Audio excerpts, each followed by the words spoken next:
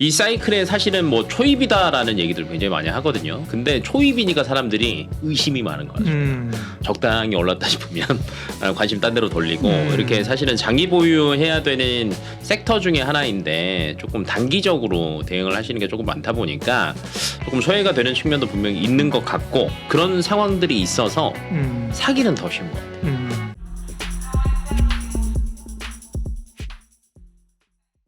안녕하세요. 예민수의 경제토크 오늘은 FR자산관리 길건우 대표님이 오셨습니다. 어서 오십시오. 안녕하십니까.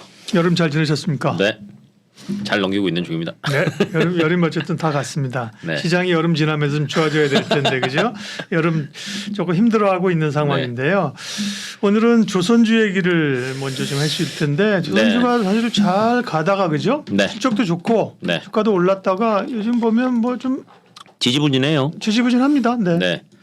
그러니까 조선주를 사실은 시장에서 뭐 이제 전문가들이 나오면 항상 긴 호흡으로 봐라 이런 얘기들 굉장히 많이 하잖아요. 네. 사이클 자체가 굉장히 기니까 네. 뭐 한쪽에서는 뭐 사이클이 10년이다, 뭐 15년이다, 20년이다 그만큼 이제 굉장히 긴 사이클인데 이 사이클에 사실은 뭐 초입이다라는 얘기들 굉장히 많이 하거든요. 올해가. 근데 초입이니까 사람들이 의심이 많은 것 같습니다. 그래서 적당히 올랐다 싶으면 관심 딴 데로 돌리고 이렇게 사실은 장기 보유해야 되는 섹터 중에 하나인데 조금 단기적으로 대응을 하시는 게 조금 많다 보니까 조금 소외가 되는 측면도 분명히 있는 것 같고 그다음에 최근 들어서 이제 시장 자체가 수급이 너무 빨리 그렇죠. 한쪽으로 또 가니까 확 쏠렸다 확 빠지고 막 이런 경우가 너무 많다 보니까 뭐 별로 뭐 그런 것들에 조금 손해를 보는 것처럼 보이기는 하는데 저는 되려 그런 상황들이 있어서 사기는 더 쉬운 것 같아요. 왜냐하면 조정 없이 계속 우상향을 한다라고 하면 들어가는 거 어렵거든요. 일봉 차트만 봐도 뭐 그렇죠. 굉장히 높은 지점에 있는데 이게 조정이 없다? 들어가기 어려운데 저는 되려 뭐 이런 이슈들 때문에 조금씩 빠질 때 조금 담는 전략 하시는 게 훨씬 더 낫다라고 봅니다. 열심히 갈 때는 야 조정 좀 받아라 사게. 그치. 조정 받으면 못 사고. 못 사지. 조정 받으면 이게 추세가 바뀐 것 같은데. 야, 또 뭐 있나 보다. 그래서 그죠. 네. 네. 그러면 이제 조선주를 뭐를 봐야 돼요? 포인트가 뭐예요? 조선주에서 사실은 여러 가지 호재들은 굉장히 많아요. 호재를 종합해 보자라고 하면, 그러니까 우리나라가 그 배를 잘 만든다라는 건 이제 대부분은 받아들이시는 것 같아요. 네. 그러면 배를 팔 때 가격을 싸게 파냐 비싸게 파냐가 굉장히 중요하죠. 근데 이때 나오는 게 이제 신조선가, 새로운 배를 만드는데 필요한 가격의 기준이 필요한데 신조선가 같은 경우에는 꾸준히 우상향을 하고 있거든요. 예를 들면 현재 올해 1분기, 2분기 실적 찍히는 거는 배 만드는 건 기본 2년 걸립니다. 그러면 2년 전에 계약했던 가격을 기준으로 했을 때 지금 실적이 찍히는 거거든요. 예. 그럼 이제 지금 23년 8월이니까 21년 8월 정도의 수치를 보면 돼요. 근데 지금 21년 8월 정도의 수치가 145입니다. 클락슨 신조선가 지수가. 근데 지금이 170이 넘었죠. 그럼 30이 더 올라갔단 말이에요. 그러니까 퍼센트로 따지면 거의 한 25에서 30%는 배 가격이 올라갔다는 겁니다. 그러면 2년 전의 가격으로도 흑자 전환을 했는데 그럼 더 오른 가격으로도 2년 동안은 꾸준히 올랐어요. 145에서 170까지 한 번에 딱 오른 게 아니라 꾸준하게 올랐습니다. 예를 들면 제가 이제 수치 보면서 말씀드리는데 21년 8월 달에가 145였고요. 22년 1월 달에가 154.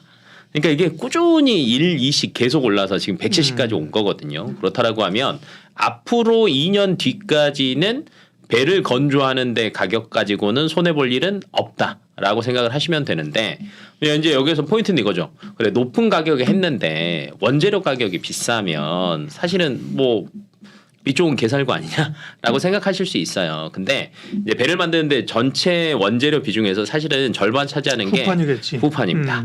근데 후판 같은 경우가 최근 들어서 장기 추세는 하락이에요. 그러니까 지금 이제 상반기는 원래 이제 협상이 끝났었고 하반기 협상이 남아 있기는 하거든요. 근데 이제 조선사 쪽은 내려라. 왜냐하면 철강석 가격 자체가 떨어지고 있는데 그다음에 중국에서도 후판 가격 떨어지고 있는데 니네만 올리는 거 말이 안 되지 않냐라고 얘기를 하고 있고 철강사는 야 아니다. 지금 만드는데 돈이 더 많이 들어간다. 올려야 된다. 근데 그거를 무턱대고 올릴 수는 없어요. 왜냐하면 글로벌 철강 가격 자체가 떨어지고 있는데 그걸 많이 올린다? 얘기할 수는 없거든요.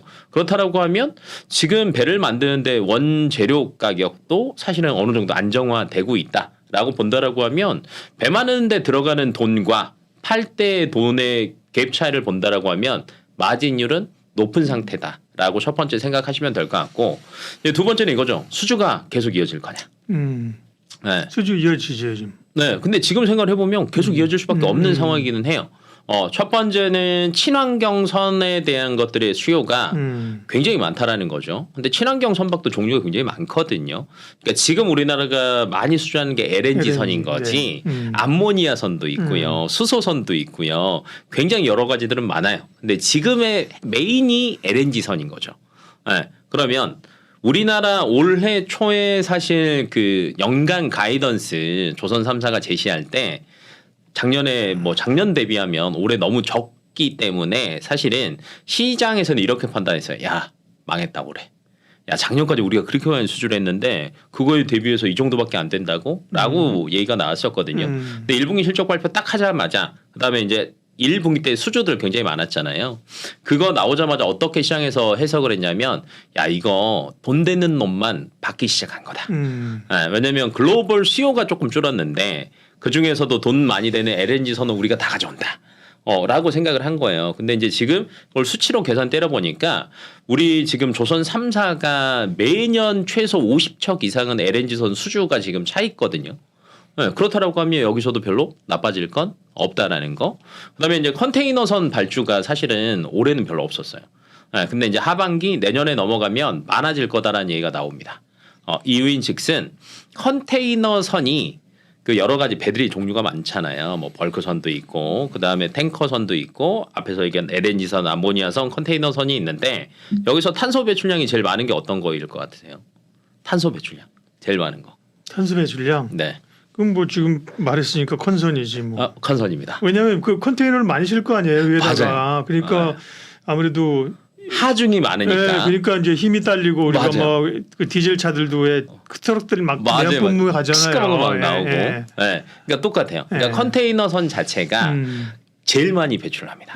왜냐하면 많이도 싫고 빨리 가기 때문에 많이 배출하는데 그럼 얘네들에 대한 교체 선박 수요도 굉장히 많을 거예요. 사실은 그전에는 많이 이연해놨죠. 네. 환경 기준이 올라가니까 이제. 네, 근데 환경 기준이 올라가니까 지금이라도 빨리 바꿔야 되는 거예요. 안 그러면 들어가는 예를 들면 새로운 거 건조하는 비용 대비 벌금 내는 거나 IMO에서는 사실은 이게 야 기준 올라가는데 그거 무조건 지켜야 돼 이렇게 생각하실 수도 있거든요. 근데 누적 횟수가 계속 걸리잖아요.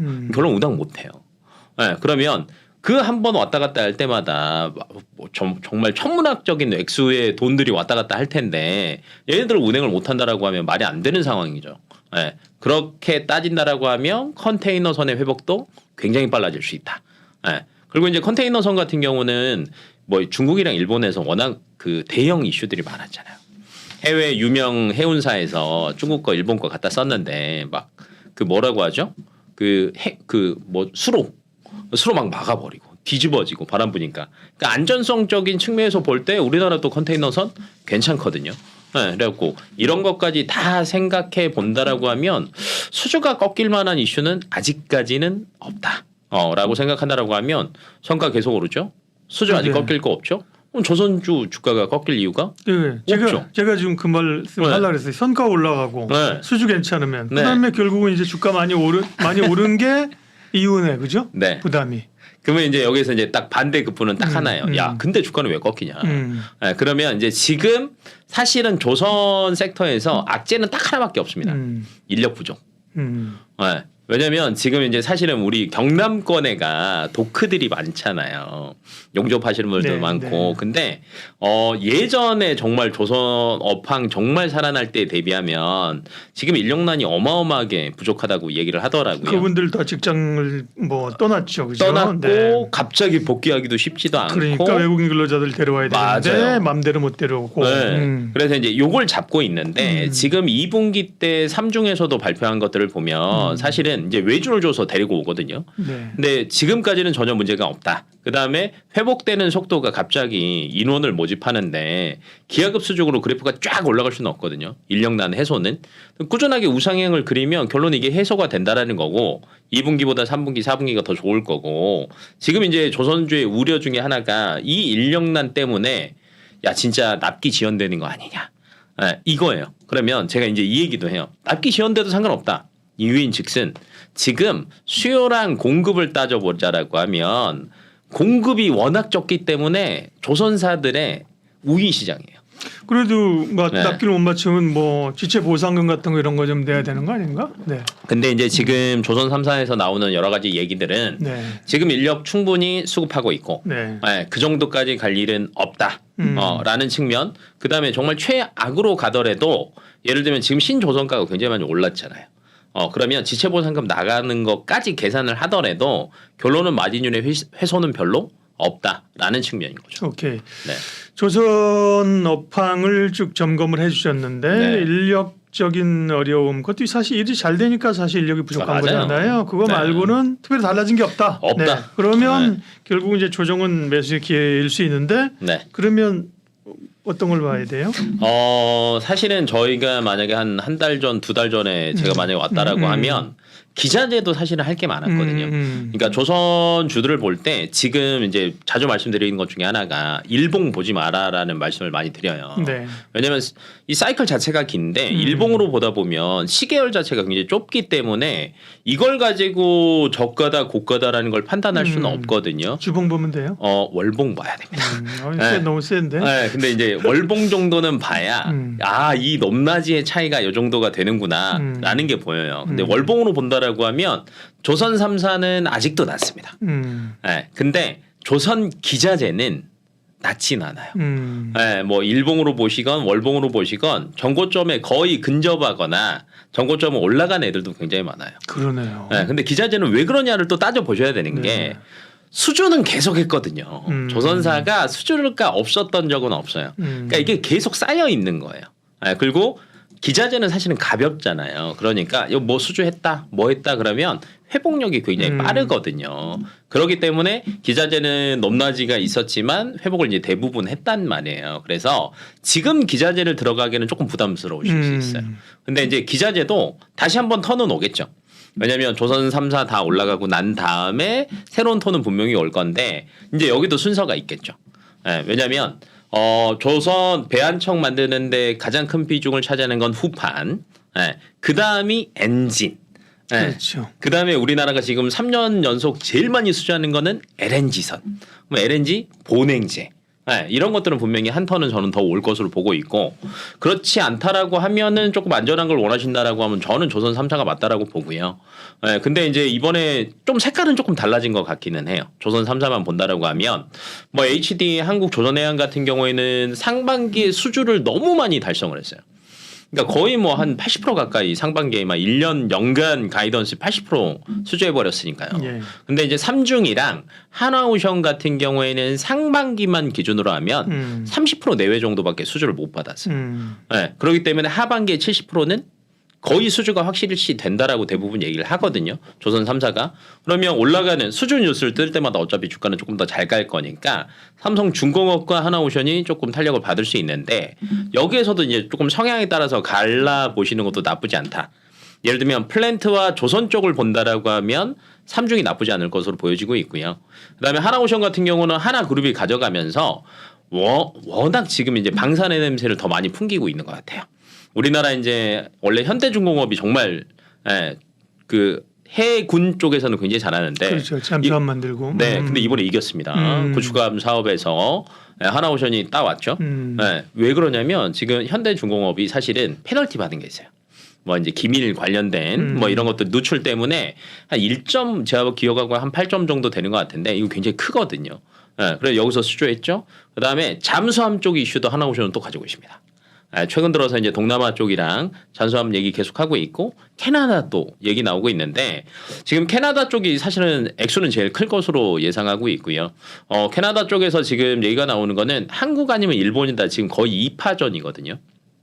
근데 여기에서 또 K 하면 빼놓을 수 없는 게 가격 경쟁력. 이번에 하나오션 쪽에서 그 잠수함에서 사실은 제일 중요한 게 음파 탐지기입니다. 근데 음파 탐지기 핵심 장비가 또 소나라고 이제 저희가 얘기를 많이 하는데 여기 일부 필수 부품을 내재화를 했어요. 네, 그러면 여기서 방산이 이제 일관화가 네. 돼 있으니까 맞아요. 그게 더 좋아지는 것 같아요. 하나오션이 하나그룹이 대우조선해양을 가져오면서 그 저는 특화됐다라고 봐요. 그래서 방산 쪽을 조금 좋아하신다라고 네. 하시는 분들은 하나오션도 저는 나쁘지 않다라고 봅니다. 네, 좋습니다. 네. 조선주 얘기했는데 어쨌든 관심주는 조선 3사, HD 한국조선해양, 네. 삼성중공업, 하나오션인데 그 중에서 하나오션과 삼성중공업 네. 두 개를 조금 더 포커스를 맞춰서 네. 본다. 그러면 네. 월봉 보면 네. 앞으로 어디까지 가냐? 네네. 근데 이게 사실 그 시장의 흐름이 네. 수급이 받쳐줘야 되잖아요. 네, 그러면 이 수급이 조선주로 대세가 넘어올 거냐도 계산을 한번 해보셔야 되는데 네. 단기적인 급등을 하기에는 조선주가 너무 무겁다는 거죠. 음. 네, 그 수주 이슈가 있을 때마다 조금씩 움직이는 거지. 그렇다라고 하면 예를 들면 기존에 뭐 10년 전에 15년 전에 고점까지 갈 거냐라는 거는 저는 조금 오래 걸릴 것 같고 사실은 조선주 같은 경우에는 사실은 최근에 시장에서 개인들이 장기 투자할 만한 섹터가 뭐 있을까요?라고 물어보시면 사실 고르는 거 쉽지 않은 것 같아요. 네, 반도체 원래 반도체는 장기 투자용으로 많이 보셨는데 최근에 흐름 보면 또 그러지는 않아요. 쭉 갔다가 조정당하고 쉬어버리고 2차 전지 또 잡으려고 하면 또 저 멀리 가 있고 그러면 이 바쁘게 움직이는 시장 내에서 좀 장기 투자 목적으로 저는 조선주를 보시는 게 네. 맞다. 그래서 뭐 고점까지 전고점까지 완전히 가는 거는 분명히 시간은 걸리겠지만 어찌 됐건 거기까지 간다라고 생각하시고 전 접근하는 게 맞다라고. 제가 이제 그 얘기를 왜 여쭤봤냐면요. 네. 이제 어차피 조선주는 단기 트레이딩이 아니라 좀 길게 맞아요. 보는 쪽에서 그런 게 뭐 관심 없으신 분들은 재미없겠지만 그렇게 보면 조선주는 PR보다 아마 PBR을 봐야 될 거예요. 맞아요. 그죠? 그런 점에서 이제 PBR 밸류들을 한번 보시고요. 보면 한국조선해양 같은 경우는 아직도 PBR이 싸요. 그죠? 싸요. 다 싸요. 네네네. 네. 뭐 삼중도 지금 1.99밖에 안 되고요. 네네. 네, 지금 조선주 자체가 PBR이 굉장히 쌉니다. 네. 네, 그래서 사실은 다 어느 것 하나를 담는다라고 해도 사실은 뭐 수익적인 측면에서 보면은 조금의 차이인 거지 그렇게 크지는 않으실 수도 있어요. 장기적인 시계열로 본다라고 하면 네. 그래서 저는 그냥 조선 3사 같은 경우에는 PBR도 너무 싸고요. 네. 네, 그냥 수주도 어찌됐건 올해 내년 내후년 계속 좋아질 거기 때문에 그냥 긴 호흡으로 꾸준하게 그냥 담자. 네. 조정 당할 때마다 담자라고 예. 생각하시면 될 것 같습니다. 제가 말씀드린 거는 PBR을 기준으로 하게 되면 중장기적인 어쨌든 과거의 역사적 밸류 이런 걸 좀 잡으시는데 그렇죠. 도움이 될 것 같아서 말씀을 네. 드렸고요. FR 자산관리 길건우 대표님과 조선주 얘기했습니다. 고맙습니다. 네.